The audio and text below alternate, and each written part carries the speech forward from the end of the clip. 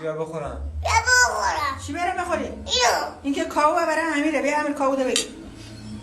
یا مرشد هم که میره خونه شون غذا میخوره. نه چی؟ پلو مشهد. بیا پلو بیار بخورم. بیا بالا بیا چی؟ بیا بالا پلو نداری؟ خدای ها؟ داری چی؟ بیا بالا چی بیاره؟ بیا بالا بیا بگو چه حالی میده؟ حالی میده بلند بگو. چه حالی میده اوه حالی میده. نمیگم بابا.